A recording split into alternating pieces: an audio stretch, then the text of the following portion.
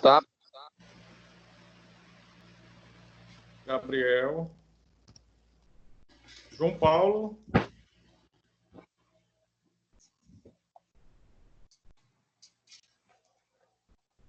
João Paulo disse que já tá passado, professor. Não ia mais assistir, não.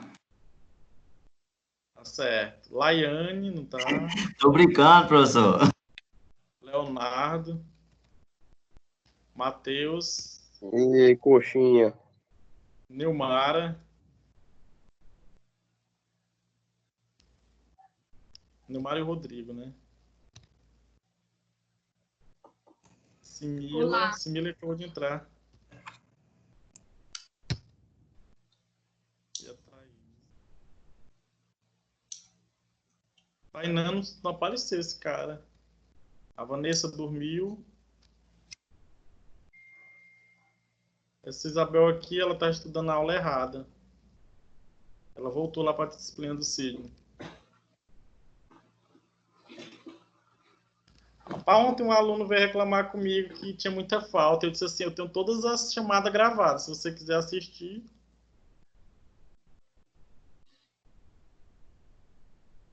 Deixa eu voltar aqui pro slide. Rapaz, professor é o bicho que vê mais coisas nesse mundo, viu? O cara reclamar porque pegou falta. É porque, como é que se diz? Ele fez pouca atividade, ele atingiu a média de notas, né? Que tem que atingir 2.500. E não atingiu os 7.000 pontos, porque eu tava pontuando pela frequência, entendeu? Professor, em falar em ponto, eu não vou lhe pedir ponto, não, relaxa. É só... o senhor, a gente assistiu aquele curso, né? Sim, eu tenho só que me enviar o certificado. Ah, tem que enviar para o senhor. Só para Tá mim bom, lançar a professor, nota. O certificado vale 1.000 pontos. É outro problema aí, porque eu já mandei Chegou e-mail ainda para não. eles e eles não respondem. E Não, mas vai chegar, é 5 dias para chegar. fez Já 5 tá com dias, 8 hoje. até com 8. Gabriel não tá no spam, não, moço? Tu já olhou? Já olhei, foi tudo, já revirei tudo. Chega e-mail todo dia dele lá, mas é de outras coisas, de outros cursos, de outras coisas. E eu fiz do jeito que o Matheus falou. Do jeito que o Matheus falou aí, ó, preenchi Um o questionário. formuláriozinho dele lá, o questionáriozinho, tudo mais, confirmei, tudo certinho. Aí eu entrei até no e-mail que eles me mandaram para fazer o requerimento do certificado, e lá não permite mais eu fazer outra solicitação. Entendi. Não, mas vai chegar. Acho que só questão mesmo deles se organizarem lá para ver. Não pode, porque já até preocupado, os dorminhos estão chegando e o meu não. O meu também já chegou, do pessoal que trabalha comigo, do pessoal do Meu não escritório, chegou todo mundo ainda já não. fez. Pois é, nem o meu, nem o do Matheus. Não sei se a Vanessa chegou. Mandei bem o meu pro seu WhatsApp antes que eu esqueça. Tá, beleza. O celular tá desligado, que tá carregando. Vou pegar aqui.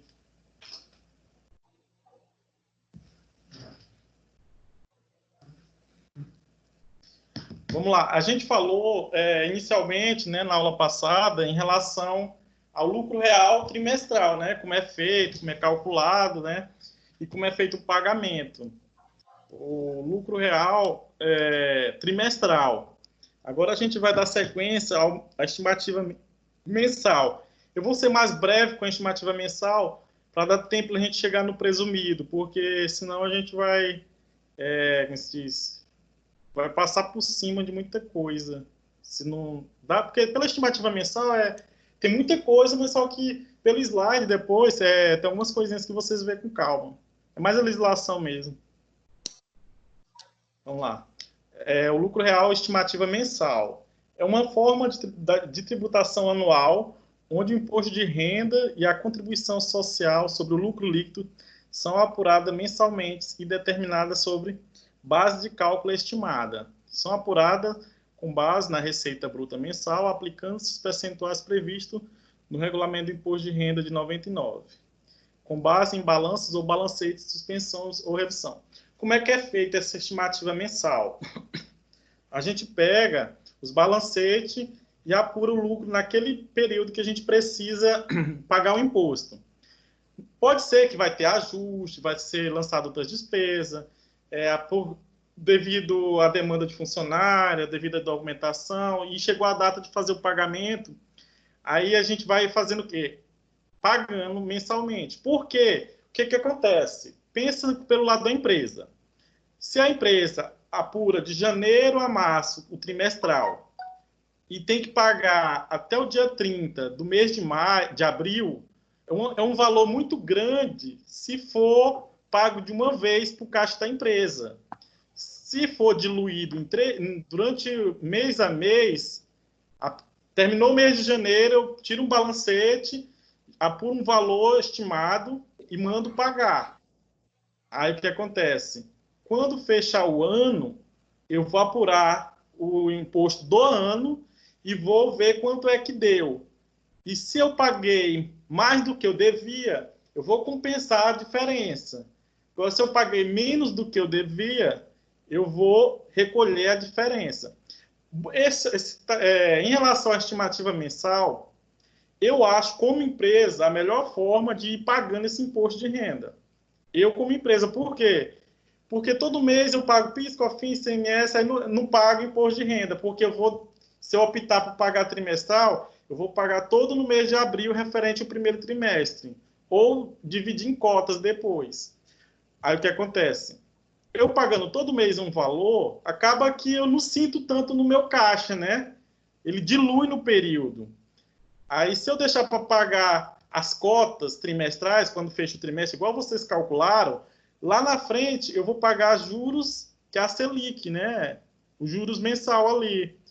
Então, eu vou ter que ter um encargo a mais, se eu deixar para pagar em cotas, sendo que eu posso muito bem estar pagando mensalmente um valor para quando fechar o ano, eu só cobrir a diferença ou compensar se eu tiver pago a mais. Em relação à estimativa mensal, é uma visão minha que eu acho melhor para a empresa. Mas só que assim, tem a questão de capital de giro.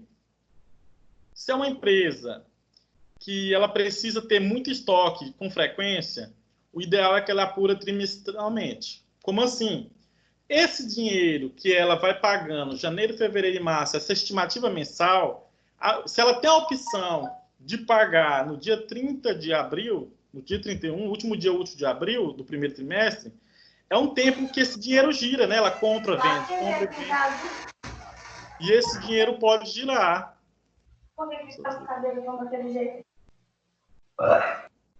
Quem for falar, liga o microfone. Já desliguei todo mundo.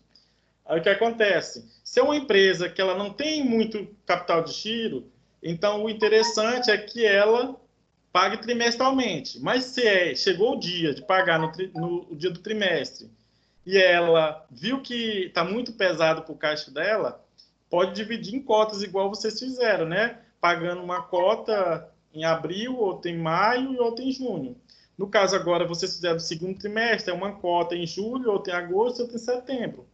Só que vai ter esses encargos a mais. Muitas vezes compensa. O empresário, a maioria, acha melhor pagar as cotas, porque eles acham esses juros muito baixos para o dinheiro que pode muito bem girar dentro da empresa, né? Já tem outros empresários que não quer pagar nada de juros, quer pagar o imposto no tempo certo. Aí, em relação à estimativa mensal, tem os códigos aí dos DAF, como é feito as guias, né, de recolhimento do DAF, e o código da Receita, 2362, que é quando a pessoa jurídica é obrigada ao lucro real, entidades que não são financeiras, né, e ela opta em pagar todo mês um valor.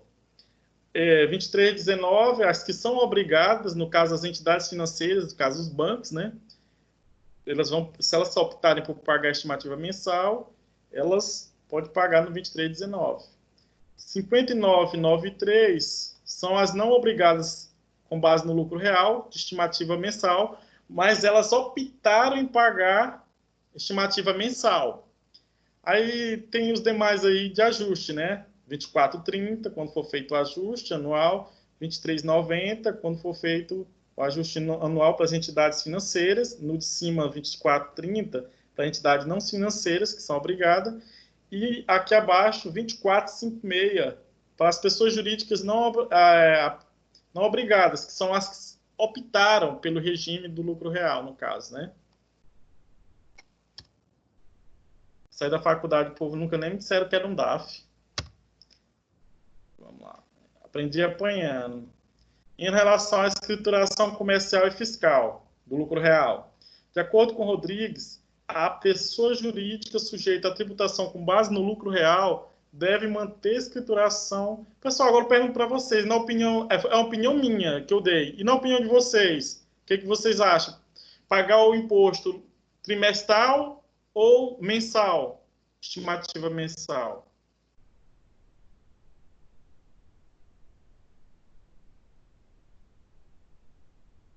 Se valer esse ponto, né? Mensal. Rodrigo, né? Isso. Por que, Rodrigo? Porque Como é que tu... se tem o dinheiro agora, eu vejo que é melhor pagar agora do que deixar para pagar mais na frente, entendeu? É aquela mesma visão que eu tenho, né? Assim, que é muito alto o valor, né? Para diluir no caixa. Isso. Aí você vai pagar de uma vez só, aí o impacto no caixa é muito grande. Aí naquele período a empresa ela tem que escolher em comprar mercadoria ou não, né? Isso. Aí por isso que é igual, por exemplo, as empresas que não fazem questão de, por exemplo, provisão de 13º ou férias, né? Aí não separa aquele valorzinho mensal que vai ter que pagar, né? Deixa para pagar tudo de uma vez só. Então, quando vai pagar de uma vez só, o impacto é bem grande, assim, no caixa. Aí elas têm que fazer empréstimo, como sempre, né? Isso. A maioria das empresas, microempresas de Imperatriz, elas fazem empréstimo no mês de outubro, não é para outra coisa, é só para pagar 13º, infelizmente. Aí divide em 24 parcelas, aí chega o outro 13º, faz outro empréstimo. Se tivesse feito já a provisão desde o início, já teria o valor a pagar, né? Já sabia quanto que ia pagar, não precisaria estar fazendo empréstimo. Infelizmente, nem todo mundo pensa assim. A gente que a gente tem um conhecimento contábil, a gente já tem mais noção, né? Até com as nossas despesas. Eu não sei se já perguntaram para vocês isso, mas algumas pessoas perguntam para mim se todo contador é mão fechada. Já professor, por experiência própria, depois que eu assim comecei no curso, eu tinha feito uma vez um curso de educação financeira, pessoal. Só que, assim, em contabilidade, a gente aprende muita coisa que a gente coloca em prática na nossa vida financeira. Tá aqui o Rodrigo de prova de como é a nossa vida financeira. Como é que é organizada. Não, eu achei engraçado que eu conheço a pessoa. Eu tenho um amigo que ele é contador, né? Ele convidou a gente para o casamento dele e tal. Aí eu fiquei, né? Não vou nem jantar, vou tirar a noite pro casamento.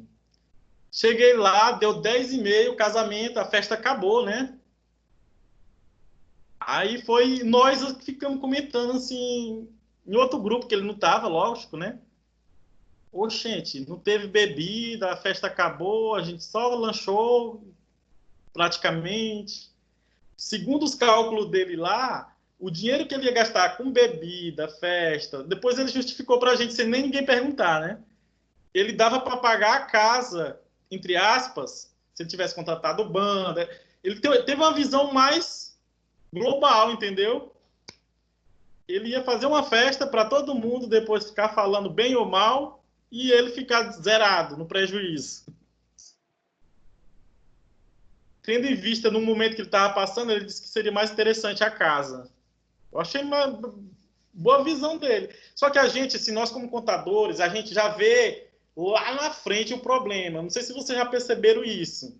O pessoal de administração, o pessoal leigo, eles que não tem conhecimento contábil, igual vocês tiveram, eles vêem muito hoje, né? Muito agora, no momento, né? A gente não. No decorrer do curso, a gente já vai pensando lá, se tu pensa em casar, tu já vai pensar nas fraldas do bebê, sem nem ter feito filho. Tu já tem uma visão mais futura, de pelo menos 5 anos, né? Geralmente, a gente, não, daqui a 5 anos, se você sempre olhar por esse lado, você acha que daqui a 5 anos isso não vai me afetar? Eu vejo muita gente dizendo que o sonho é comprar um carro. Não sei se vocês conhecem muita gente assim, mas vive em balada, vive em festa, vive no shopping e não consegue comprar o carro. Passa 5 anos, aí cadê o carro? É difícil, né? Mas na nossa área mesmo. Eu e o Rodrigo, a gente não fez festa de casamento, essas coisas, justamente por isso, por causa do. Esse a gente viu futuramente como é que ia ser a nossa vida. E a gente impacto é grande, né? O impacto ia ser muito grande. E a gente priorizou outras coisas do que festa de casamento, para depois o povo sair falando. Gente, a gente priorizou, a gente vai casar só no civil. A gente fez um almoço que foi a mãe do Rodrigo que patrocinou a gente mesmo, porque ela queria muito, para chamar os vizinhos, tem.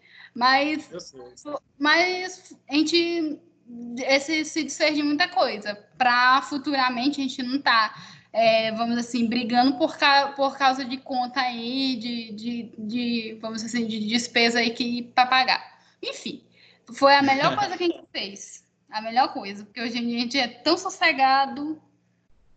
Não, achei engraçado. As pessoas que têm carro por... Neumara, as pessoas que têm carro por luxo, nessa pandemia, elas se tocaram o custo que o carro tem para elas, entenderam?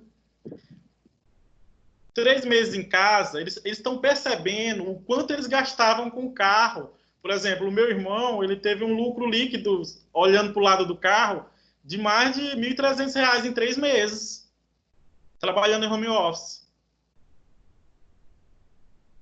Ele, cara, mas carro consome o nosso salário, né? Eu disse assim, agora que tu percebeu, e agora muita gente pode ver que carro é despesa, né? Se não for um Uber ou então um táxi, carro é só despesa. Vamos lá. De acordo com o Rodrigues, as pessoas jurídicas sujeitas à tributação no lucro real devem manter a escrituração, observância das leis comerciais e fiscais. Dessa forma, a escrituração deverá abranger todas as operações do contribuinte e os resultados apurados de suas atividades no Brasil e em atividades que possam gerar rendimentos e ganhos de capital no exterior. Pessoal, em relação ao lucro real, a documentação é o máximo de nota fiscal possível para comprovar as despesas. E relatórios de viagens, tem que, se tiver os documentos no nome das pessoas que viajaram, deve ser feito um relatório de viagem e todos os funcionários que viajaram, participaram de evento, alguma coisa do tipo, devem assinar esse relatório com seu CPF, identificando que a despesa com viagem foi feita por eles, mas era da empresa. É porque tem algumas despesas com viagem que algumas empresas acabam não contabilizando, porque como está no nome do funcionário, não quer contabilizar na despesa. Mas a legislação, ela abre brechas. Vamos supor que a empresa pagou para você ir fazer um curso em São Paulo. Você traz para a empresa todos os gastos que você teve com curso, inscrição, seus gastos no seu nome, e monta um relatório no nome da empresa, assina com seu CPF, e essa despesa ela é contabilizada, ela é contábil. A maioria dos escritórios não contabiliza, mas é porque eles não querem ter trabalho de conferir relatório. A pessoa jurídica é obrigada a seguir de ordem uniforme a de escrituração mecanizada ou não, utilizando os livros e papéis adequados, né, cujo número de espécies fica a seu critério. O contribuinte pessoa jurídica que optar por tributação no lucro real estará obrigado a manter a escrituração comercial, devendo escriturar o livro diário, o livro razão, o livro de inventário e o LALU. Atualmente, todos esses livros estão contidos na escrituração contábil digital, que é a ECD, e da escrituração contábil fiscal, que é a ECF, né? O que acontece? A ECD é os balanços, DRE, balancete, a gente tem todo lá o histórico da empresa em um arquivo digital. Já a ECF é como é que foi feita a apuração do imposto de renda e da contribuição social, os rendimentos que foram retidos também, os impostos de renda, né? Por exemplo, se a empresa paga faz alguma aplicação financeira e aquele imposto de renda que é descontado dos rendimentos, a empresa pode deduzir do seu imposto e compensar o imposto de renda. É muito interessante. Eu sou apaixonado por lucro real, para falar a verdade.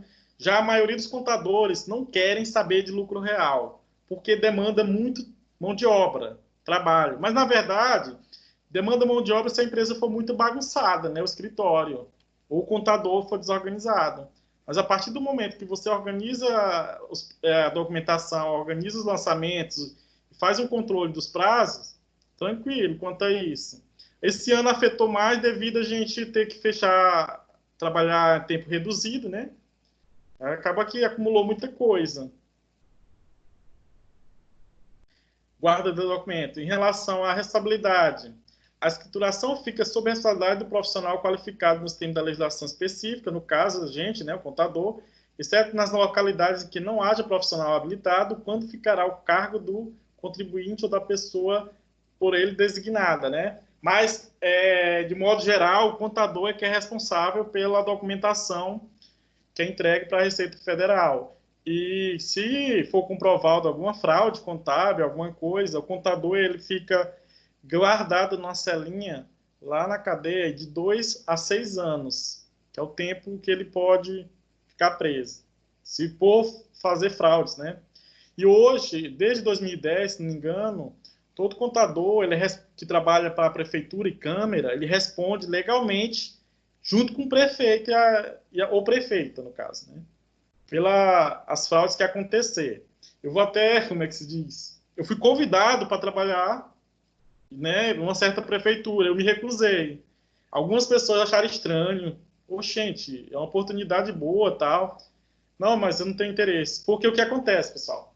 A maioria desse pessoal, a gente quer fazer as coisas certo e eles querem saber como faz o errado sem ninguém saber. Não estou dizendo todos, estou dizendo a maioria.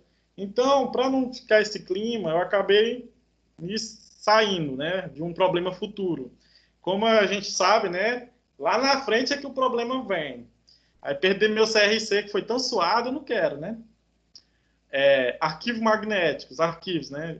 As pessoas jurídicas utilizam sistemas de processamento eletrônico de dados, no caso, a maioria hoje, né, para registrar os negócios e atividades econômicas ou financeiras, devem escriturar ou elaborar os documentos de natureza fiscal e ficam obrigados a manter à disposição da Secretaria da Fazenda os respectivos arquivos digitais e sistemas pelo prazo decadencial previsto na legislação tributária. Ou seja, a gente deve guardar os SPED por pelo menos 10 anos. Entretanto, este órgão poderá estabelecer prazo inferior, que será diferenciado segundo o porte da pessoa jurídica. Geralmente, pessoal, a gente tem que guardar por 10 anos, mas só que a Receita Federal ou o órgão estadual, ele só pode te notificar por 5 anos. Ele tem 5 anos para analisar esses documentos, ele não pode porque prescreve, né? Só que você deve guardar por 10 anos por questão de segurança jurídica mesmo.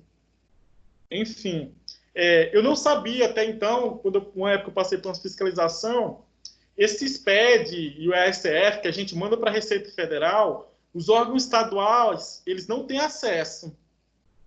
Até então, né? Mas o objetivo é que futuramente os órgãos estaduais, que são os fiscais da Receita Estadual, da Cefaz, ele possa ter acesso a esse SPED contábil, SPED...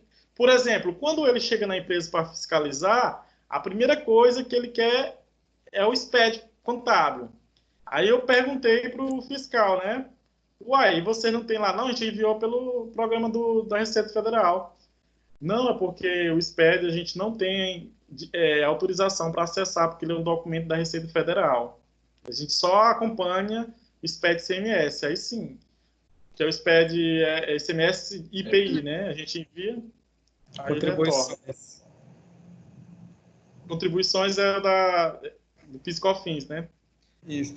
Eles têm, os auditores geralmente eles pedem o arquivo TXT com as informações, né, do SPED, né? Isso. Mas você sabia que você não é obrigado, não. Mas só que quem é que vai negar, né? Porque o que acontece? O fiscal chega pedindo o SPED. E a legislação diz que o órgão competente da ECD, da ECF, é a Receita Federal. Por isso que eles não têm acesso até então, porque é competência da Receita Federal analisar esses documentos. Aí o que acontece? Eles pegam e cruzam os SPED com o que está lá no balanço da ECD, que é o que eles estão fazendo daqui para frente, né? Para saber se o inventário bate com o que eles analisaram lá. Que, como eu falei na aula anterior, o Bloco H é que vai pegar muita empresa, em especial Imperatriz, porque, como o Gabriel falou, alguns clientes ainda querem comprar com meia nota e as empresas acabam vendendo, algumas empresas. Ou compra produto com meia nota e vende com nota. Como é que explica isso para a Receita Estadual, né? Eles cobram 30% de substituição tributária sobre o valor da diferença do estoque. É muito alto para a empresa. Lembrando, pessoal, tem que guardar por 10 anos. Entretanto, a empresa só pode ser fiscalizada durante 5 anos. Se vocês observar, todas as empresas que estão deixando alguma coisinha, dentro do mesmo ano, ele já está recebendo a notificação aqui no Maranhão. O estado do Maranhão, ele é um dos estados que mais fiscaliza as empresas no Brasil. Ele já chegou a ser considerado o segundo estado mais eficiente em fiscalização no Brasil. Porque eles têm muitas ferramentas e eles usam essas ferramentas na prática. A gente tem no Maranhão o COI, que é um comitê de operações especiais. As empresas com faturamento acima de 78 milhões, todos os dias eles estão vendo essas empresas, são 30 fiscais.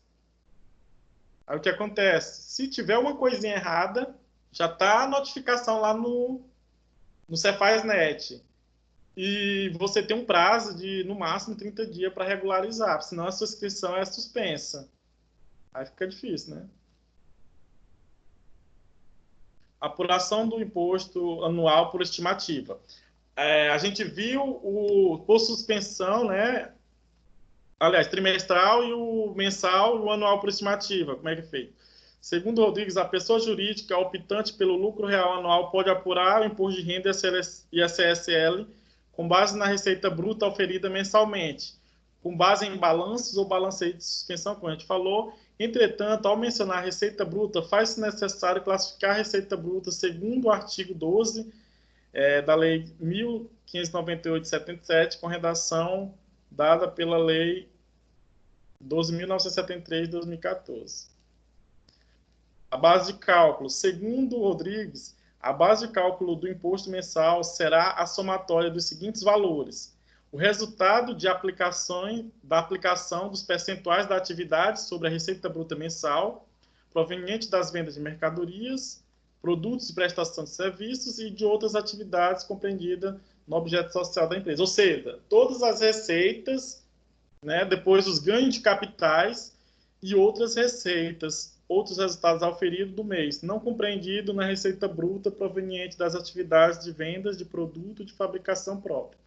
Pessoal, em relação à venda de um ativo imobilizado, vamos supor que vocês compraram um carro por 50 mil reais e vendeu esse carro depois de 3 anos, vamos supor, 2 anos e meio, ele sofreu depreciação, vamos supor, da metade do valor. Ou seja, ele está com um saldo contábil de 25 mil reais, por exemplo. Se você vender esse carro por 30 mil reais, você vai ter um ágio. Se você vender abaixo de 25 mil reais, do valor contábil, vai ter um deságio. Em relação ao ágio, você paga imposto de renda. Em relação ao deságio, você não paga imposto de renda, se der deságio. Base de cálculo, continuando, os ganhos de capital obtido pela alienação do ativo circulante, que corresponde à diferença entre os custos, né, e os valores de vendas deverão ser computados com base no imposto de renda de contribuição social estimado no mês em que ocorrerá a alienação. De acordo com o artigo 39, deve ser incluído na base de cálculo do imposto de renda e da contribuição social estimado os demais ganhos, receitas, resultados auferidos no mês, caso não compreendido na receita bruta de venda de serviço. Ou seja, os outros rendimentos, por exemplo, rendimento de aplicação financeira, de renda fixa, rendimentos de operação de mútuos entre pessoas jurídicas controladas, controladoras, coligadas ou interligadas. Esses mútuos aí é quando uma empresa tem operação com a outra, né? Faz parte do grupo.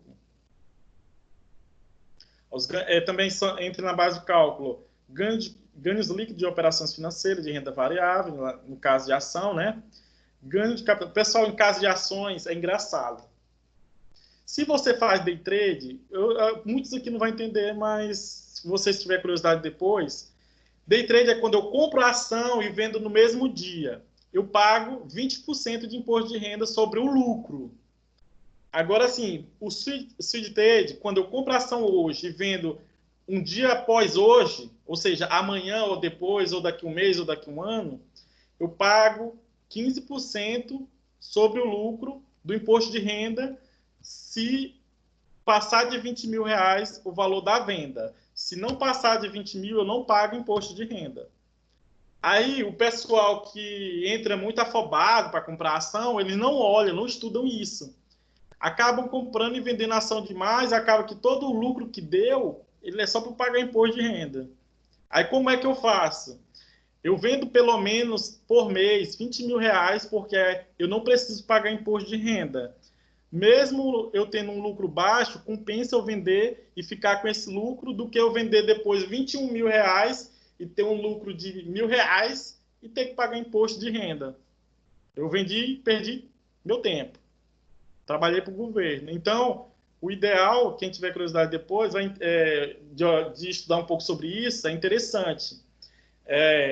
Se eu vender 20 mil reais dentro do mês e tiver lucro, todo esse lucro é meu. Mas se eu vender 20.001 centavos a mais, eu tenho que pagar 15% de imposto de renda para o governo.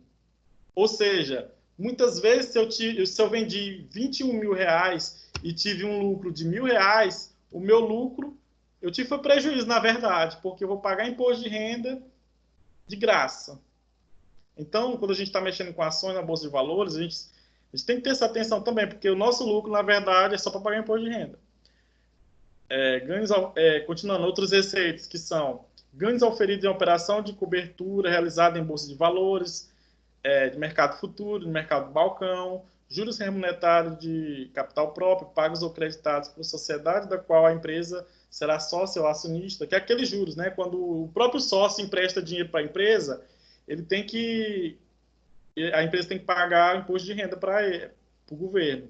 Receita de aluguéis de bens de locação, dos bens não tiver compreendido no objeto da empresa, deduzida dos encargos necessários à sua percepção. Caso a alocação dos bens estiver compreendida no objeto da empresa, os aluguéis serão computados na receita bruta, sobre o qual será aplicado o percentual de 12% no caso da contribuição sobre o lucro. Ou seja, se no objeto lá, no CNAE da empresa, estiver dizendo que a empresa possui atividade de aluguel, será computada a alíquota de 12%, né, sobre o lucro. Atividades incentivadas. A gente tem aí as receitas provenientes de atividades incentivadas, no caso, que são instaladas na área da Amazônia, no caso aí, que é a Zona Franca de Manaus, né? Não incorporarão a base de cálculo do imposto na proporção de benefício às pessoas jurídicas submetidas ao regime de tributação no lucro real, se fizer jus. Vale ressaltar que somente as empresas que tiver projetos próprios aprovados com base no artigo 9º poderão efetuar a aplicação de incentivos fiscais regionais e se beneficiarem da redução da Lei 8.167 de 91. Pessoal, o que eu estou trazendo aqui, dificilmente vocês vão estar vendo em livros ou em vídeo alguém falando isso. Eu estou trazendo o máximo de informações possíveis, né? As receitas provenientes de uma atividade que goza de redução de 37,5% do imposto serão computadas na base de cálculo para a parcela equivalente de 62,5%. Aí aqui vocês têm base de ajuste de valor presente. Para obter a parcela é desconsiderado o valor contábil do ativo da pessoa jurídica para calcular inicialmente o coeficiente entre elas. É só explicando como é feito o cálculo, né? Depois isso aqui vocês leem com calma. Agora vamos lá. Como é que é aplicado alíquota das empresas por estimativa.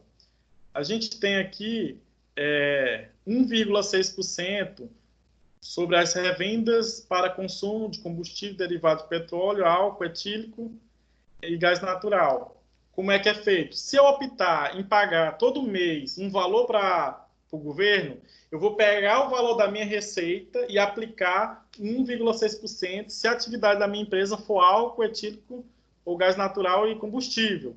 Se a minha atividade for venda de mercadoria ou produtos, exceto revenda de combustível para consumo, transporte, serviços hospitalares, atividade rural e industrialização, não tem esse imposto que eu falei que a gente vai pagar mensalmente, ao invés de pagar trimestralmente, eu pego o valor das receitas, aplico 8%, eu vou encontrar o lucro. Em cima desse lucro, o lucro é estimado. Em cima desse lucro estimado, eu aplico os 15% do imposto de renda, que a legislação obriga. Agora, sim, eu acho muito interessante porque tem anos que é 20 mil limite, né? Ou seja, até 20 mil você paga 15% do imposto de renda. Vamos lá. Vamos supor que você tem R$1 milhão de receita de venda de mercadoria e aplica 8% sobre 1 milhão. Deixa eu calcular aqui para ser mais prático. Acho que dando um exemplo fica mais prático. 1 milhão vezes 8%, a empresa teve um lucro mensal de 80 mil. A legislação diz que até 20 mil reais de lucro, a empresa tem que pagar 15%. Passou disso, tem um adicional de 10%. Ou seja, todo lucro acima de 20 mil, no caso do meu exemplo aqui, foi 1 milhão de receita, deu 80 mil de lucro, né? Então, eu vou aplicar sobre 20 mil, que é o limite dos 15%, eu vou encontrar o valor dos 20 mil, né? Que é 3 mil reais. Agora, o que passou de 3 mil reais, de 20 mil reais foi quanto? 60 mil, né? 60 mais 20 dá 80 mil. Eu aplico sobre 60 mil, que é a diferença dos 20 mil, 25%. Aí eu encontro 15 mil. Na hora de recolher, eu somo 15 mil mais 3 mil, dá 18 mil de imposto de renda estimativa. Ou seja, a empresa que teve um lucro de 1 milhão de reais de receita, aliás, lucro não, receita. O que é receita? É todas as vendas, tudo que eu citei anteriormente, né? As receitas com ganho de capital, com ações na Bolsa de Valores, etc. Todas as receitas somadas, vamos supor que deu 1 milhão, eu aplico 8% no caso de mercadorias, eu vou encontrar um lucro de 80 mil. Em cima desse lucro, até 20 mil eu calculo 15%, o que acima de 20 mil eu aplico 25%, que é o adicional de 10%. São as duas formas, tem duas formas de calcular, fazer esse cálculo. A maioria das pessoas aplica 10% sobre o valor, depois aplica 15%, depois aplica 10%, que é o adicional. A gente vai chegar no mesmo valor. A ordem dos tratores, né, não altera a construção. Então, dos fatores. Então, eu calculo dessa forma que eu acho mais prática. A maioria das pessoas pode ter outra forma aí de calcular, ir pela outra fórmula, né? Alguém não entendeu como foi que eu fiz o cálculo, teoricamente, que estimativa? Leonardo dormiu. Opa, tô aqui, professor. Como foi que eu cheguei nos 18 mil, tu entendeu? Entendi. Então, se uma empresa teve 1 milhão de reais de receita e ela quer pagar mensalmente um valor de estimativa, então a gente pega e usa esses percentuais. Quando o lucro der 20 mil, a gente paga 15% de imposto de renda. Acima de 20 mil, a gente tem um adicional de 10%. Toda receita que passar de 20 mil, a gente aplica 25%. Aí aqui tem as outras alíquotas, né? Que é industrialização, atividade imobiliária, construção por empreitada, Qualquer outra atividade, 8%. Aí, no caso, professor, posso falar? Aí, no caso, é 20 mil se tiver como base mensal, né? Agora, se for trimestral, aí aplica 60, né? Isso, 60, bem lembrado. Se a empresa optar em pagar trimestral, o limite é 60 mil, porque 3 vezes 20 dá 60, né? 3 meses. Mas, no caso, trimestral não é por estimativa, tem que pagar o valor, né? A alíquota de serviços de transporte é 16%, serviços e setos hospitalares prestado com exclusividade por empresa com receita bruta anual não superior a 120 mil, 16%, instituições financeiras e entidades a elas equiparadas, 16%. Pessoal, depois eu vou mandar esse material todo para vocês, não fique... É bom vocês terem, porque vai ajudar muito depois no mercado, quando você estiver trabalhando. A maioria acredito que esteja, né? 32%. Cara, o que eu acho que mata mesmo essas empresas aqui é isso aqui, ó. Essa alíquota de 32% é absurda, essa estimativa. Como é que funciona? O governo estima que a empresa que presta serviço em geral para qualquer intermediação de negócio, inclusive representação comercial, administração, locação, factory, construção por empreitada, administração de consórcio, hotelaria e estacionamento, ele presume, construção também, né, um lucro de 32%. Ou seja, se eu tive uma receita de R$1 milhão, eu vou aplicar 32%, eu vou ter o lucro estimado de R$320 mil naquele mês. Vezes... Aí, no caso, aí a gente diminui 60 mil, né? Aliás, os 20 mil do mês. Como é a estimativa mensal, é 20 mil.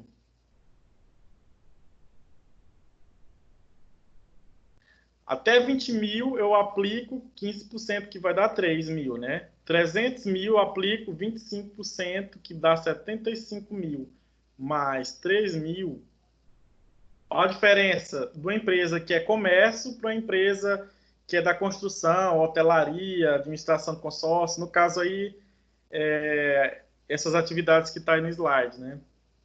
78 mil em um mês que ela terá de pagar só de imposto de renda se optar por estimativa mensal.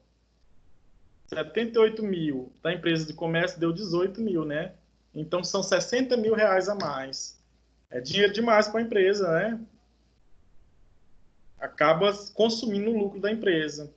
As prestadoras de serviço, o que mais mata ela é o imposto de renda, que eu acho. Aí a apuração do imposto anual, a gente tem a base de cálculo da percentuais da contribuição social, né? 12%. E agora a gente está em relação à contribuição social, é 12% da receita bruta anual oferida, proveniente de atividades, 32% da receita bruta proveniente das seguintes atividades: prestação de serviço, intermediação de negócio, administração e locação de imóveis e factory.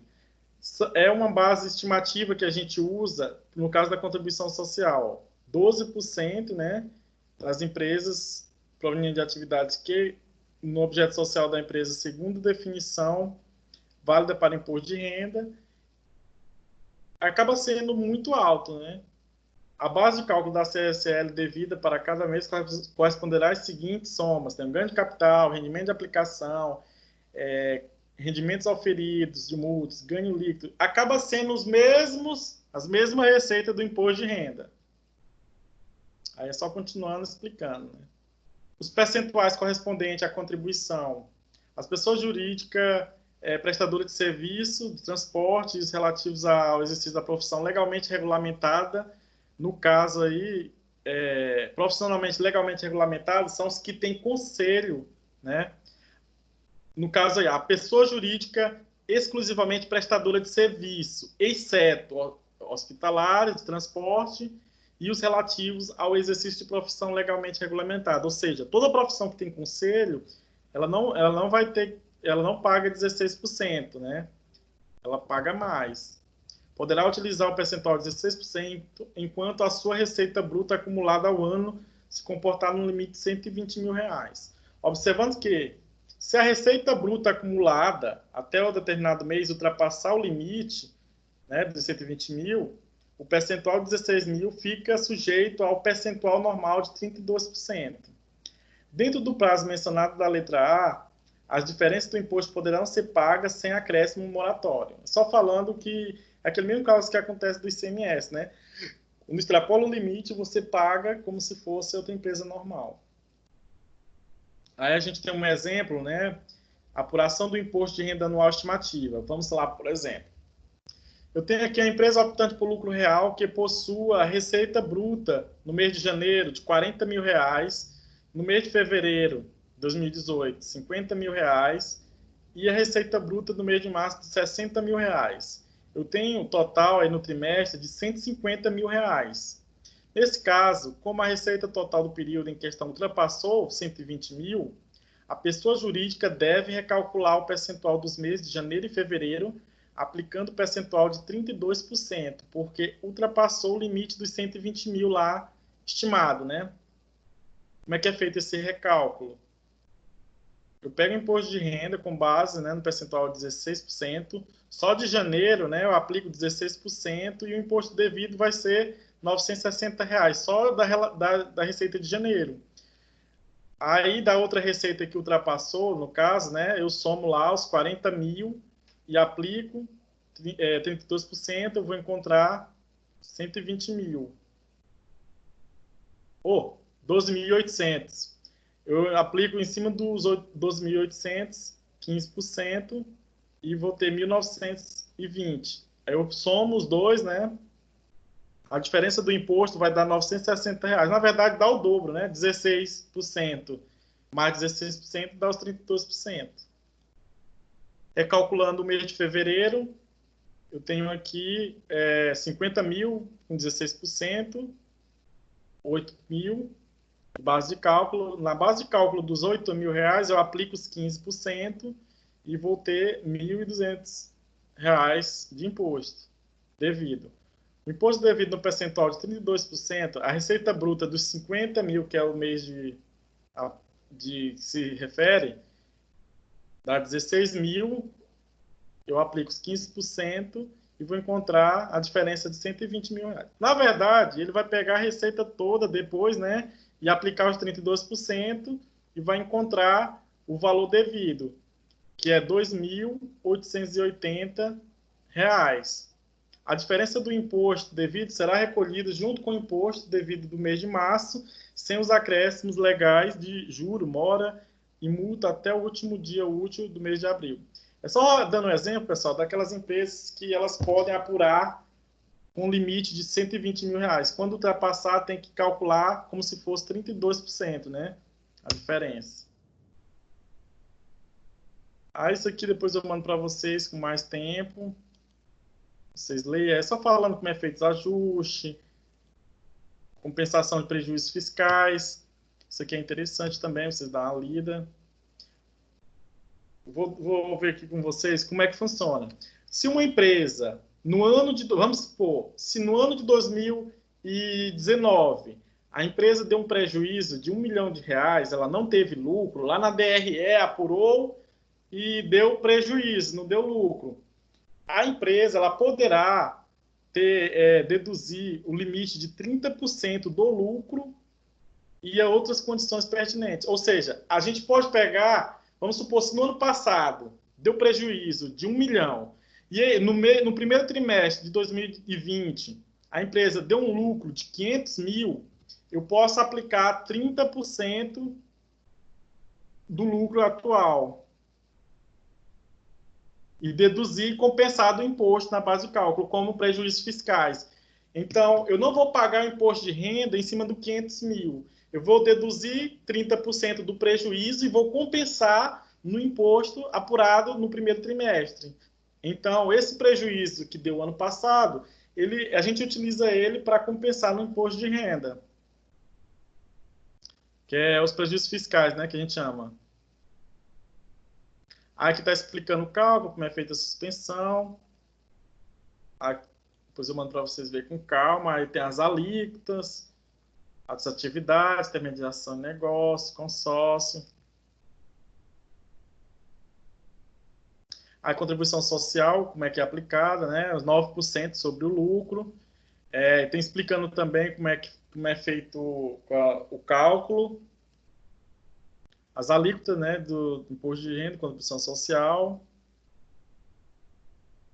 As instituições financeiras equiparadas, como é feito o cálculo também. As deduções e compensações que vocês conseguem deduzir do imposto de renda e da contribuição social, previsto em lei, junto com as leis para vocês verem com calma como é que é feito lá na DCTF, essa compensação. Os bônus trimestral também, que ajustes anuais que a gente faz.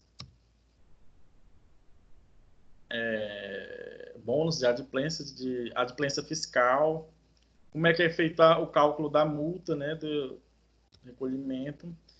Agora a gente vai partir, essa parte mais da legislação, que vocês vão ver, de bônus, compensação, vou deixar vocês lerem com calma em casa, porque senão acaba consumindo a nossa aula e a gente não vê outras coisas, beleza? Agora a gente vai dar continuidade dentro do mesmo assunto, agora só que em lucro presumido, não lucro real, né? Como é que funciona o lucro presumido? Como o próprio nome diz, é presumido pelo governo quanto de receita a empresa deve ter, né? Baseado nas suas atividades. É feita uma tabela, igual a gente vai ver, e as alíquotas aplicadas sobre as receitas dessa empresa. Lembrando que, no caso do ICMS, as empresas do lucro presumido, a gente não se acredita de ICMS. Aliás, de PIS e COFINS. A gente não se acredita de PIS e COFINS. A gente só se debita lá de 3% do COFINS e 0,65% do PIS.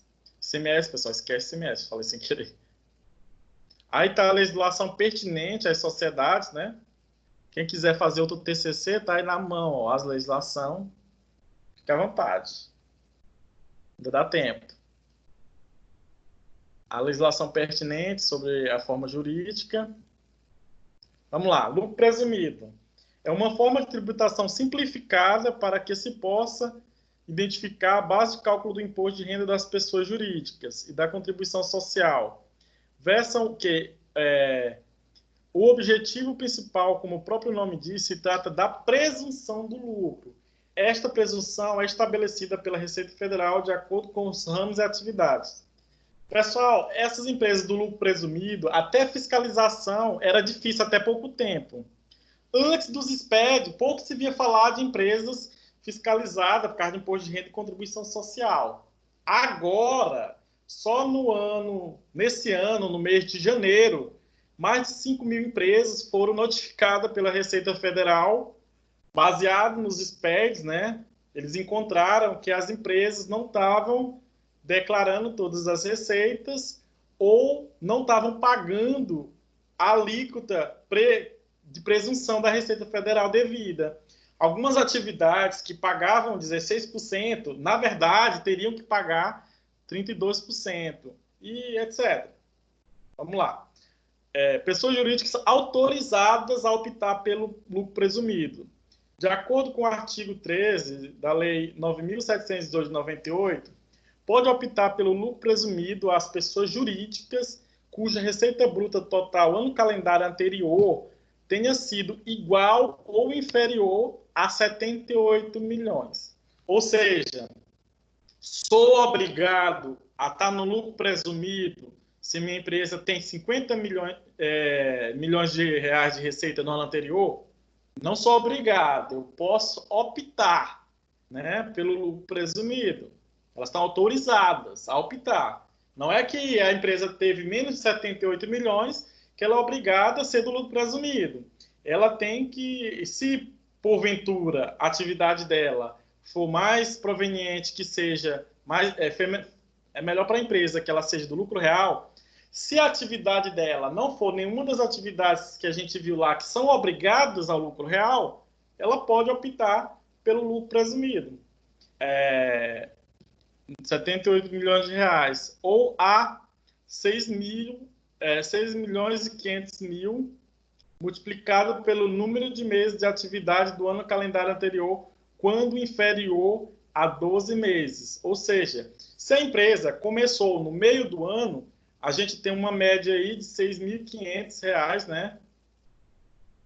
Que a gente multiplica pelo número de meses que ela teve. Vamos supor, se a empresa começou no meio do ano passado, como é que eu vou ter o faturamento do ano todo? É só pegar, multiplicar 6 meses vezes 6.500.000. Aí eu vou ver se ela pode optar pelo lucro presumido. Se passou na média mensal de 6.500.000, ela não pode optar. Ou seja, vamos supor que uma empresa, no ano passado, ela não teve faturamento de 78 milhões, mas ela iniciou no mês de julho, por exemplo, suas atividades e teve 60 milhões de receita. E aí, de receita bruta? Ela pode optar pelo lucro presumido ou não? Questão de prova, né?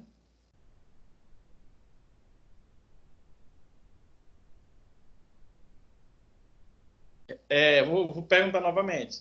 Se a empresa, no meio do ano passado, começou suas atividades, abriu a empresa no mês de julho, ela começou suas atividades e teve um lucro de receita bruta de julho a dezembro no valor de 60 milhões de reais. Ela pode ser do lucro presumido? Porque a lei diz que a pessoa jurídica cuja receita bruta total do ano calendário tenha sido igual ou inferior a 78 milhões pode ser do lucro presumido. E aí? Pode. Leonardo? Pode. Continua lendo aí. Ou a 6, no caso de 6 milhões e 500 mil multiplicado pelo número de meses de atividade do ano anterior. Do ano anterior. Vamos lá. 6.500, né? Uhum. Vezes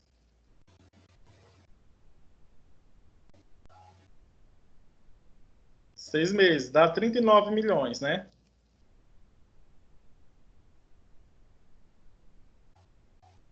Então, como não deu 78 milhões, né? Então pode.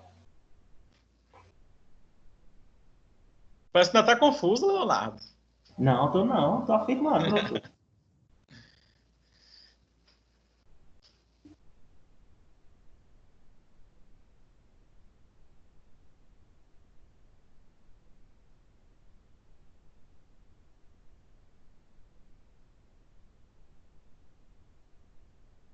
Engraçado, a gente pouco vai falar, né, desse fator aí de 6 milhões e 500 mil. Isso. Raramente. Então,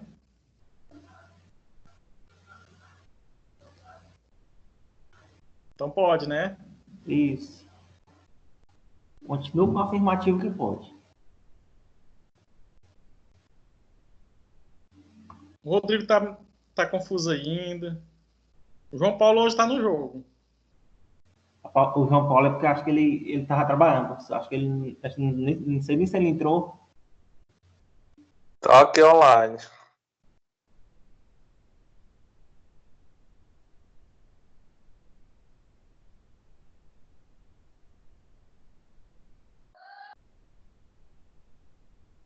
Vamos lá, Leonardo, eu vou ler de novo.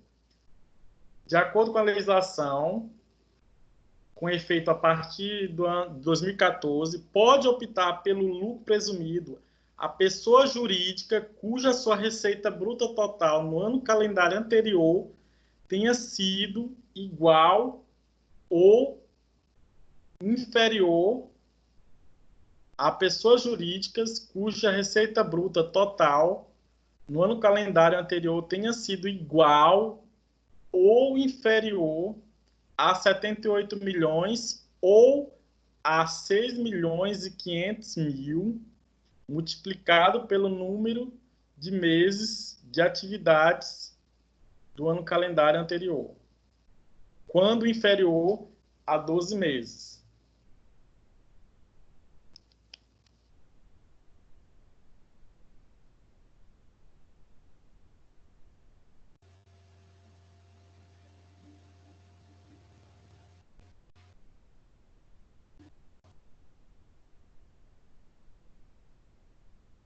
Leonardo, continua?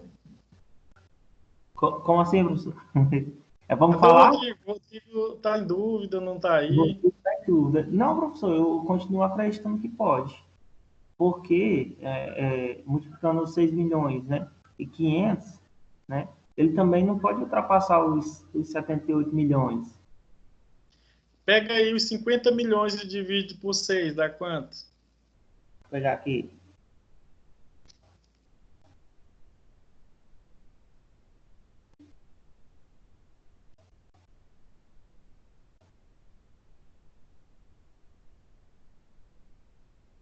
A média mensal tem que ser igual ou inferior a quantos? Ah, tá, entendi, professor. Pode não. Dá 8 milhões, né? Passa da média, né? Porque, na verdade, se tu pegar aí os 6 milhões e 500, é os 78 milhões dividido por 12. Uhum, entendi. É mais ou menos aquele caso lá do Simples que a gente faz a estimativa, né? Né? Dos próximos. O governo, ele entende que esta empresa, se ela tivesse trabalhado o ano todo, ela teria mais de 78 milhões de receita. Entendeu a lógica? Agora eu entendi a lógica, professor. Eu estava confuso aqui. Eu estava confundindo. Não, mas a hora de errar é aqui mesmo, é a hora de aprender. Com certeza. E na hora que o cliente, quando o cliente chegar, a gente está firme e forte na afirmativa, né? Então, ficou claro, né? Ele não pode optar pelo lucro presumido. Ele é obrigado a ser lucro real em janeiro de 2020. Certo. O período que ele tem é o mês, é o ano. Também pode optar pela tributação com base no lucro presumido das pessoas jurídicas que iniciar as atividades ou que resultem de incorporação, fusão, cisão, desde que não estejam obrigadas à tributação do lucro real, e estão ampliando o número de empresas que podem optar por esta forma de tributação, né? Temos ainda na possibilidade de sociedades corporativas, desde que não se enquadram nas condições de obrigatoriedade do lucro real. De acordo com o artigo 236 da normativa de 2017, está vendo como a legislação é bem atualizada aqui? A pessoa jurídica que em qualquer trimestre do ano calendário tiver lucro arbitrário poderão optar pela tributação no lucro presumido relativamente aos demais trimestres desde ano calendário, desde que não seja obrigada à tributação do lucro real.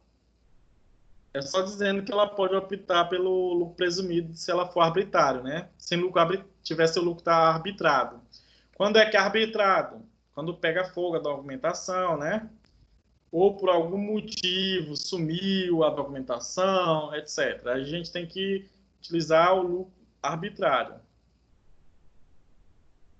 Por determinação dos dispositivos no artigo 246 de 99, ficam impedidas de optar pelo lucro presumido das pessoas jurídicas cuja receita bruta total seja superior a 78 milhões, cujas atividades sejam de bancos comerciais, bancos de investimentos, bancos de desenvolvimento, caixa econômica, sociedade de créditos, financiamento e investimento, sociedade de crédito imobiliário, sociedade de corretores de títulos, na verdade, as que são obrigadas ao lucro real, né? Empresas de arrendamento mercantil, corporativas de créditos, empresas de seguros privados, de capitalização e entidades de previdência privada. Quem tiver lucro ou rendimento de ganho de capital no exterior, independente do valor, não podem ser optantes pelo lucro presumido. Que, autorizada pela legislação, usufruam de benefícios fiscais relativos à isenção ou redução de imposto de renda, calculado com base no lucro de exploração. Aqui na nossa região, a gente tem um imposto que a gente utiliza para a dedução de imposto de renda, que a gente só paga 5% do imposto de renda. Aliás, 25% do valor a recolher. Se eu tinha que pagar 100 mil reais, eu pago apenas 25 mil reais de imposto de renda. É a chamada SUDENE. Você já ouviu falar? SUDENE? São benefícios que a empresa tem direito, geralmente são indústria. O lucro da exploração, no caso de venda de produtos industrializados, pode ter essa redução. Ao invés da empresa pagar o valor 100% do imposto de renda, ela paga apenas 25% se aderir às medidas que está lá na legislação da SUDAM e da SUDENE. No ano de 2017, 2018, o governo, alguns governadores queriam cancelar esses programas para melhorar as receitas do governo. Só que, devido à união da SUDAM e da SUDENE, do pessoal dos governos dos estados, do Norte e Nordeste, prorrogou-se por mais tempo esse benefício que as empresas, no caso as indústrias, podem usufruir, se elas tiverem essa opção. Gente, é uma burocracia muito grande, mas vale a pena para a empresa, se a empresa tiver que pagar imposto de renda muito alto. Outro que não pode ser... Gente, na verdade, as empresas do lucro real, elas têm muito benefício, se ela for toda legal. Que no decorrer do ano calendário tenha efetuado o pagamento mensal de imposto de renda sob o regime estimativa, né? Se ele optou pelo regime de imposto de renda lá mensal por estimativa, ela está impedida de ser presumido. Que explora atividades de prestação cumulativa e contínua de serviços de assessoria credícia, mercadológica, gestão de crédito, seleção de risco, administração de contas a pagar e a receber, no caso, as factory.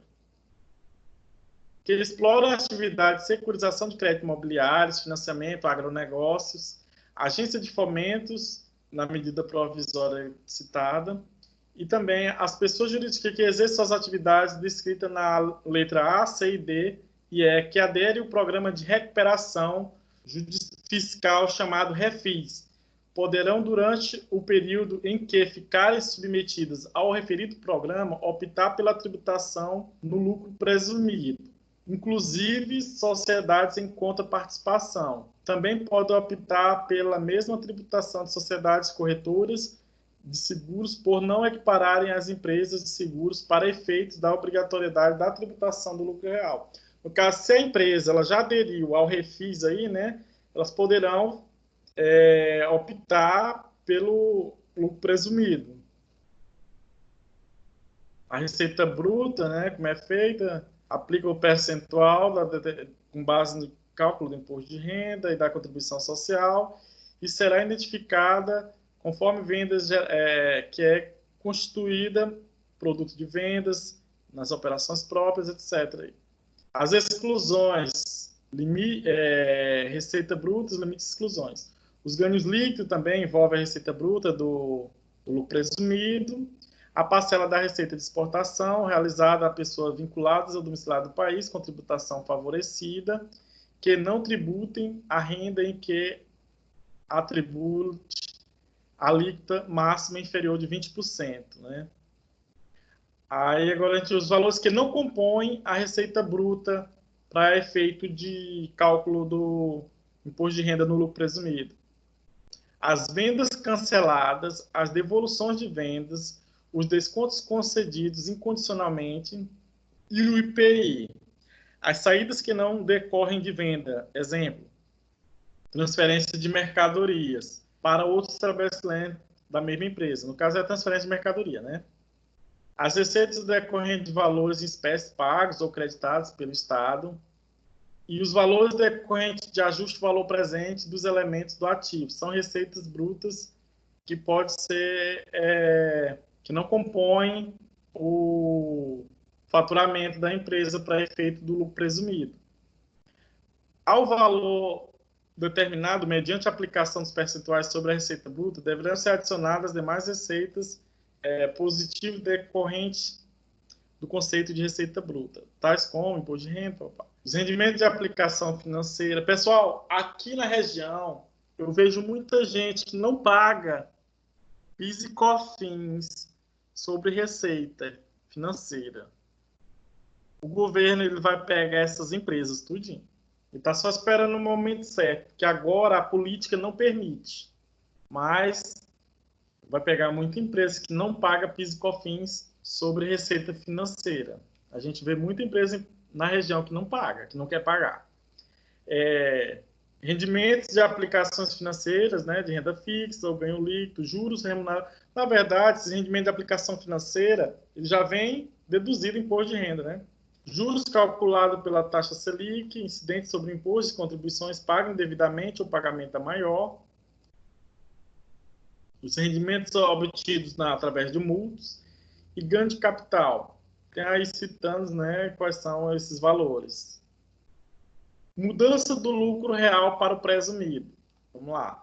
Se no ano calendário anterior, no caso, vamos supor 2019, ao dar opção pelo lucro presumido, a empresa houver sido tributada pelo lucro real, ela deverá adicionar à base de cálculo do imposto de renda do primeiro trimestre os saldos dos valores cuja tributação foi diferida no regime lucro real, controlado na parte B do LALU, observando que o mesmo se aplica inclusive os valores controlados por meio de subcontas referente. Aí a gente tem que ter bastante cuidado se compensa ou não migrar para o lucro presumido, né? A diferença da adoção inicial das instruções normativas citadas, avaliação de ativos ou passivos com base no valor justo de que tratam os artigos aí. Em geral, a pessoa, no caso de mudança do lucro presumido para o lucro real, em geral, a pessoa jurídica tributada pelo lucro presumido que, em período de apuração imediatamente posterior, passar a ser tributada pelo lucro real, deverá incluir na base de cálculo do imposto de renda apurado pelo lucro presumido os ganhos decorrentes de avaliação com base no valor justo, que façam parte do valor contábil e na proporção deste relativo aos ativos constantes no seu patrimônio. Porém, a tributação dos ganhos ou das perdas somente poderão ser diferida para os períodos de apuração em que a pessoa jurídica for tributada pelo lucro real, né? Desde que seja evidenciada sob contas vinculadas ao ativo ou passivo. Aí a gente tem que ter bastante cuidado, né, na hora de fazer a opção. Apropriação pelo regime de caixa. Aí só explicando como é feita a apropriação, os valores recebidos de título, o que compõe a receita. Como é feita a manifestação da opção. O artigo 5º do decreto aqui, de 1700 de 2017, estabelece que a apuração do imposto será feita trimestralmente por período encerrado em 31 de março, 30 de junho, 30 de setembro e 30 de dezembro de cada ano. Esta opção será manifestada mediante o pagamento da primeira cota. Eu até falei para vocês, né? Ou cota única. Aquela cota que vocês fizeram, no caso, se eu peguei e apurei o primeiro trimestre, que é pago, que é encerrado no dia 31 de março, eu mandei pagar a primeira cota, ou então o imposto em cota única, eu optar pelo código no código lá contábil 3373, né, que a gente fez, quando eu pago o primeiro imposto, aí eu já estou migrando para o lucro real, né? Vence no último dia.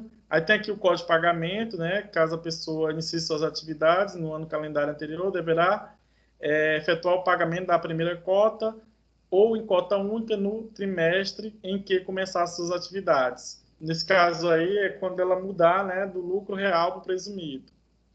Ressalta-se que desde 99, a opção pelo lucro presumido, a tributação do lucro presumido, a mesma será definitiva ao longo de todo o ano calendário. Assim, depois de iniciado o pagamento do imposto, não será admitida mudança para o lucro real em relação ao ano calendário. Mesmo mudando, pessoal, vamos supor que no mês de junho a empresa percebeu que se tivesse optado pelo lucro real, ela teria pago menos imposto, ela tem que levar o regime de tributação do lucro presumido até o final do ano, se ela pagou a primeira cota, ou então a cota única referente ao primeiro trimestre. Ela tem que passar todo ano pagando imposto no lucro real. E vice-versa, né? Os percentuais aplicados sobre a receita bruta de vendas e mercadorias produtos ou serviços. Após a determinação da receita bruta, né, a gente tem os seguintes percentuais. O lucro presumido aí, 1,6% de combustível, né, álcool, petróleo, etc. 8% nas mercadorias de produtos, exceto combustível, transporte, serviços hospitalares, atividade industrial, industrialização de produtos em que a matéria-prima ou o produto intermediário tenha sido fornecido por quem encomendou a industrialização, atividades imobiliárias, construção por empreita, quando houver emprego de materiais próprios, qualquer outra atividade, tudo isso aqui a gente aplica 8%. Aí eu vou naquela mesma pergunta que a gente fez, aquela simulação. Se a empresa teve um lucro presumido de... Aliás, teve uma receita bruta de R$1 milhão. Vamos para o trimestre. Se ela teve R$1 milhão de receita bruta, ela tem um lucro presumido, ela é do presumido. Como é que eu calculo esse lucro? Imposto de renda. Eu pego R$1 milhão da receita bruta, aplico os 8%.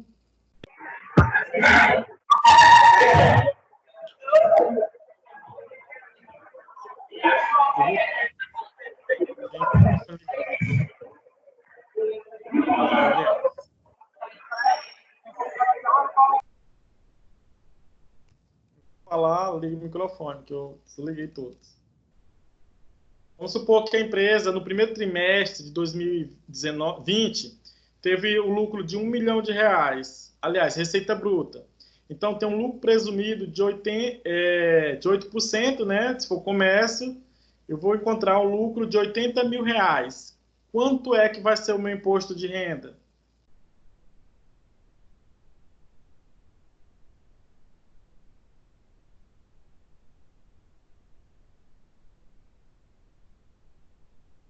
Lembrando que a alíquota do imposto de renda é 15%, né? Vamos lá, se a empresa teve um lucro de R$1 milhão no primeiro trimestre, vou aplicar 8% de receita, né? Se teve receita bruta de 1 milhão. 14 mil. Tá quanto?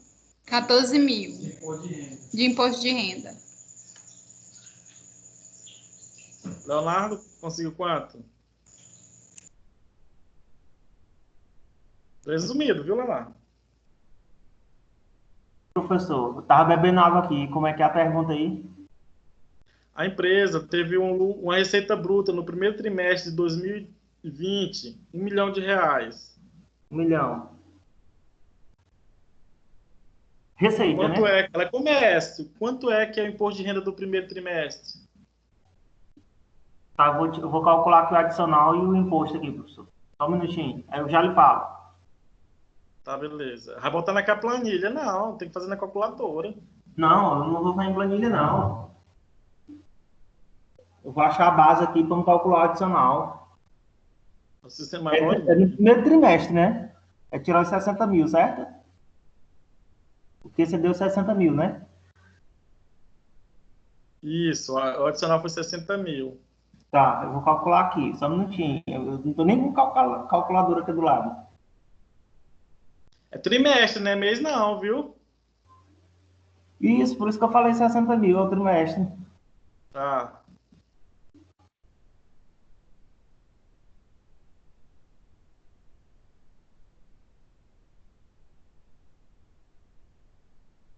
Tu escutou a Neumara?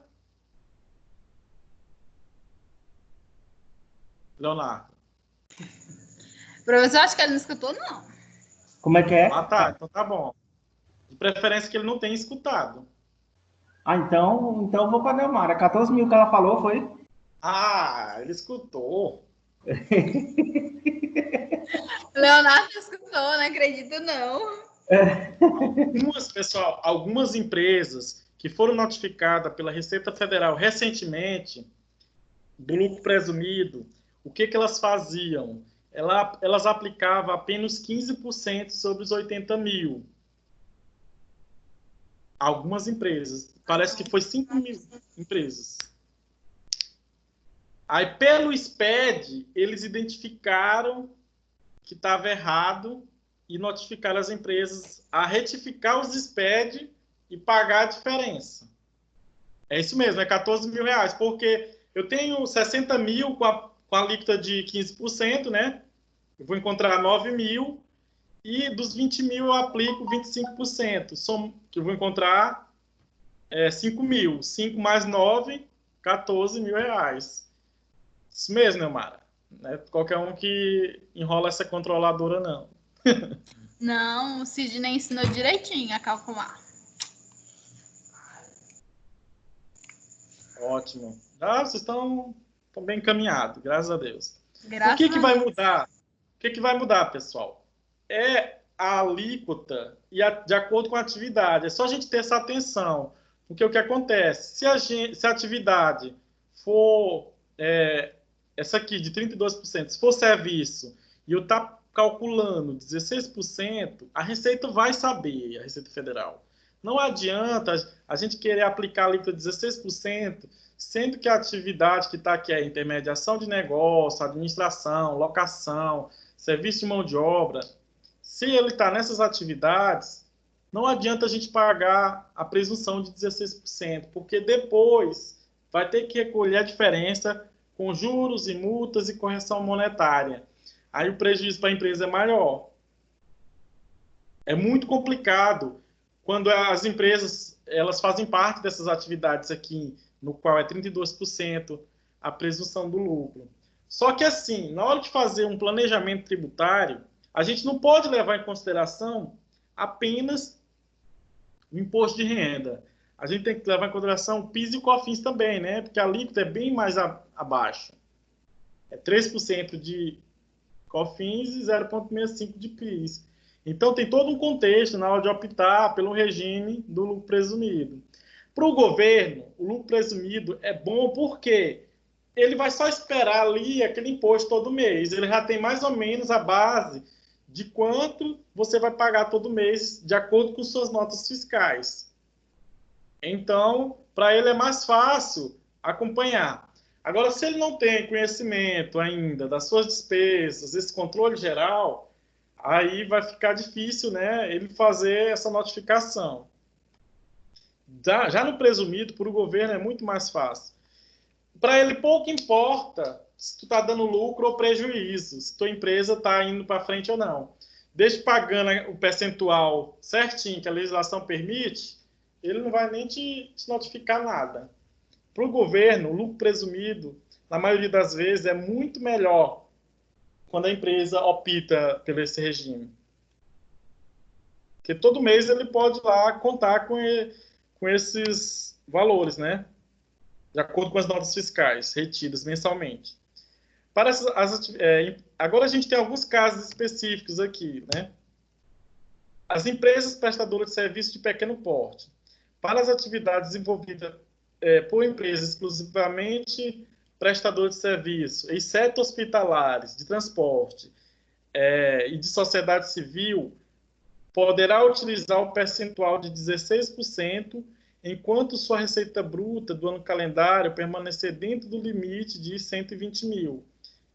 Caso a empresa utilize esse percentual de 16% da sua receita bruta, ultrapassar os 120 mil, aí ela tem que pagar os 32 mil retroativos que a gente viu anteriormente, ali como é que é feito o cálculo. É só recalcular aplicando 32%. Empresas prestadoras de serviço de pequeno porte. As diferenças de impostos que, se não for pago dentro do prazo, não sofrerão acréscimos moratórios.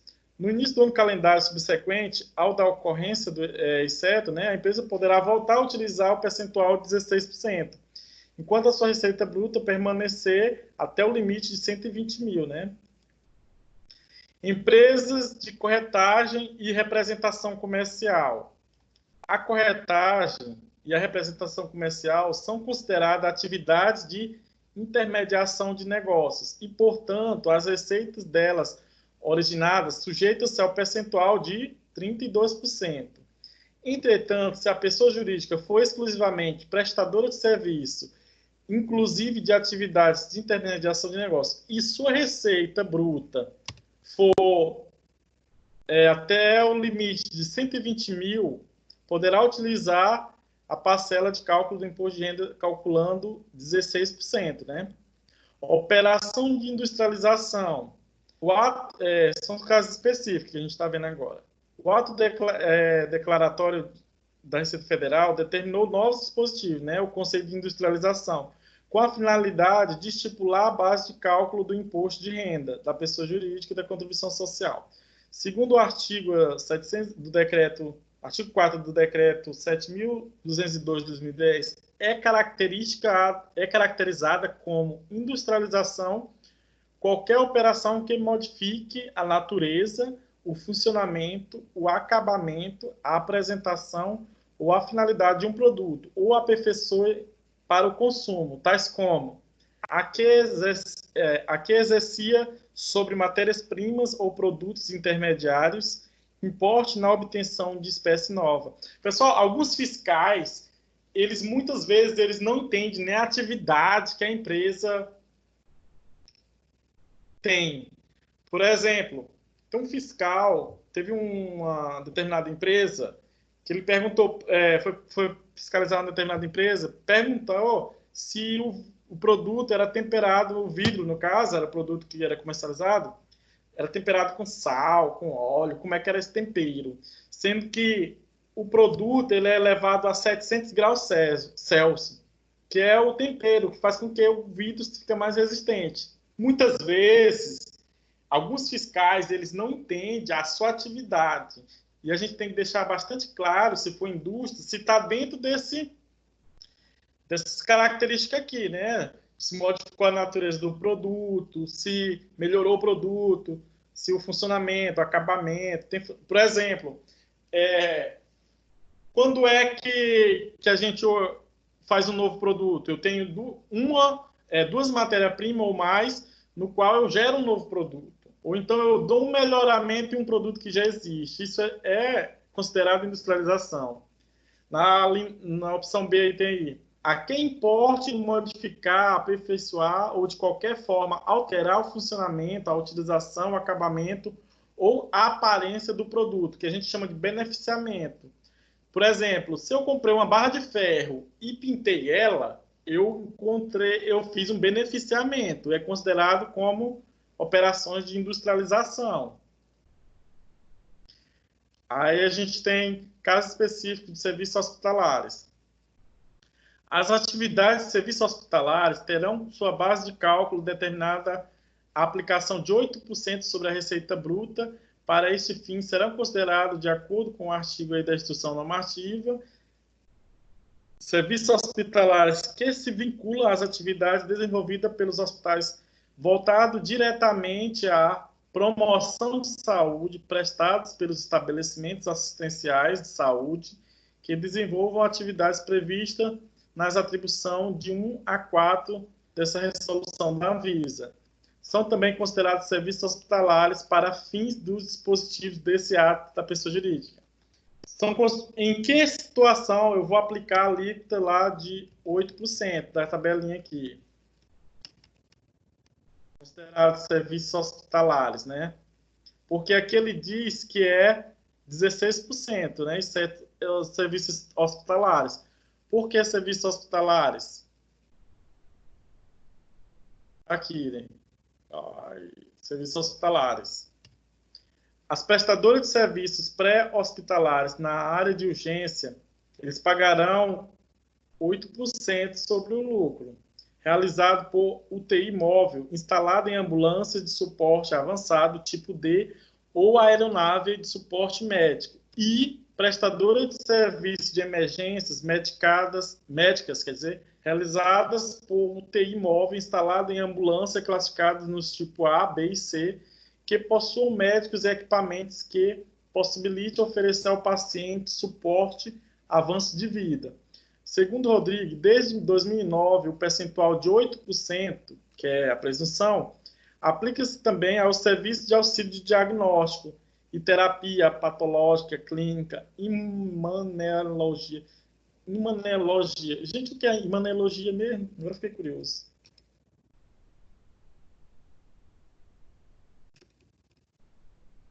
Vocês sabem o que é imanologia? Eu nunca tive esse nome. Não lembro de ter visto esse nome, não.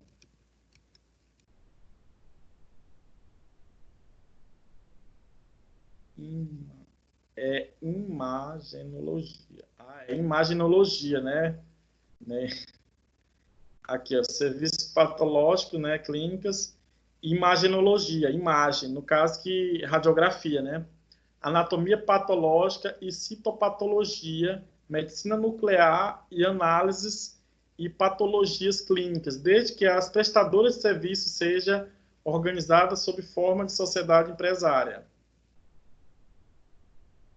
No caso de software, desenvolvido por encomendas e prestação de serviços, cujas receitas sujeitam a percentual de 32% enquanto software padrão ou de prateleira, elaborado por empresa própria, né, e colocado à disposição dos clientes indistintamente, e vendido como se fosse mercadoria, sujeitam ao percentual de 8%. Ao invés de pagar 32%, paga 8% sobre as respectivas receitas. Segundo a decisão aí da Superintendência Regional, deve-se aplicar 8% sobre as receitas de venda de programa de computador elaborado por terceiros e de 32% sobre a receita de programação e manutenção de software específico sob encomenda, de acordo com o boletim do IOB. Gente, nós somos contadores, a gente tem que saber tanta coisa, né?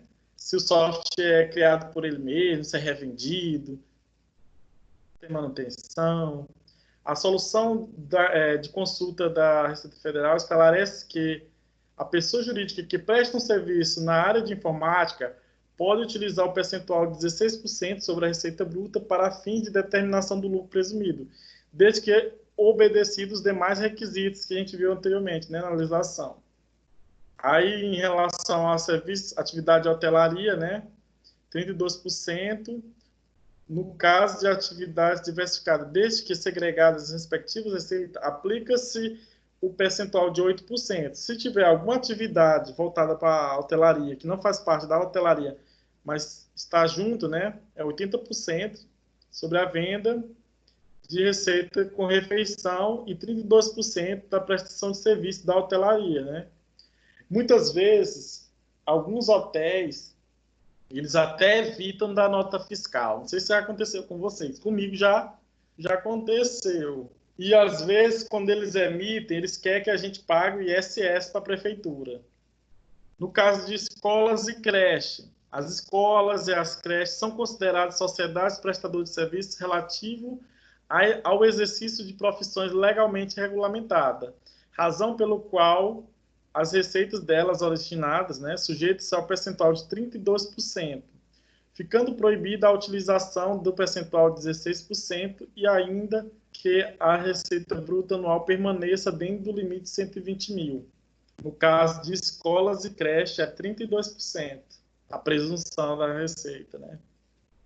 No caso de cursos de idiomas, quem for dar aula de inglês aí, por sinal, eu até recomendo fazer inglês, né, ou estudar outra língua.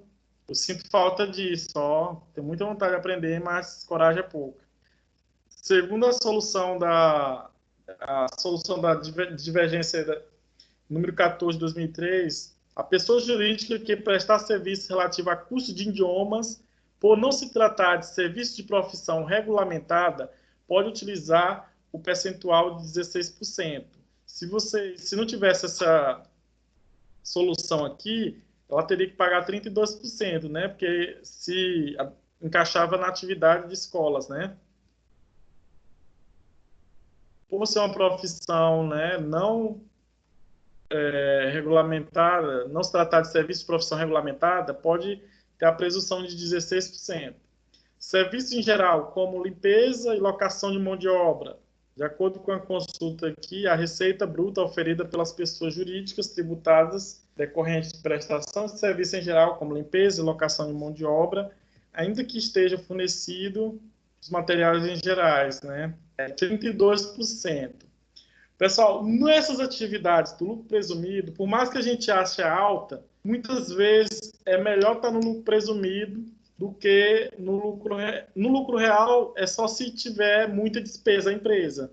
Tem que ver a atividade da empresa, né? Quanto mais despesa, menor o lucro. Então, menor vai ser o imposto de renda e a contribuição social. Só que, assim, não adianta pagar pouco imposto de renda e pagar PIS e COFINS 7,6 e 1,65, né, no lucro real. A gente tem que analisar tudo isso. Também levando em consideração folha de pagamento. Lá no Simples, a gente não paga os 20% da parte empresarial, né, da empresa.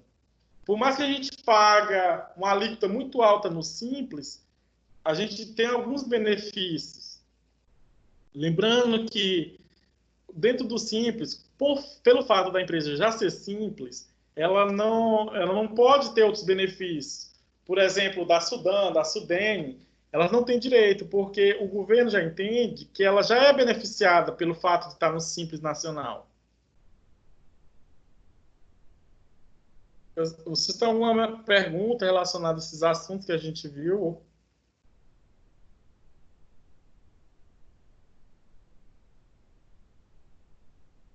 Já que não tem, na próxima aula vai ser prova oral. Estou com saudade de uma prova oral. Ó, faz tempo que eu vi isso. E que tal, Leonardo? Fazendo prova oral? Professor, e eu estava nesse assunto hoje, você acredita? o Pelo meu chefe falando que o filho dele estuda na Unisuma. Eu não sei se é verdade, é a história dele. Aí disse que aí eu estava fazendo prova e disse, hoje a prova é oral. Aí disse que, olha que o computador, não pode nem levantar a vista para olhar para a parede, não, porque isso não é considerado que ele está falando. Rapaz, é porque não deram essa opção para nós. Senão, para mim, a prova oficial 2, oficial 1 seria tudo prova oral. Só que ninguém sabe como é que tá a parede do quarto dessa pessoa, né? Lá no Sul não pode olhar para cima, não.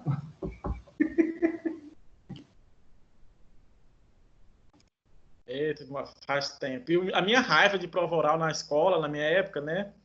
Não muito longe, era em ordem alfabética. E meu nome é Anderson Gutenberg. Era um dos primeiros. Quando vai passando os outros, a gente vai ficando menos nervoso. Mas quando tu é o primeiro... Foi o Flávio, foi que foi um dos primeiros aí? Foi eu e o Flávio. Rapaz, muito demais, moço. Foi eu. E o João Paulo.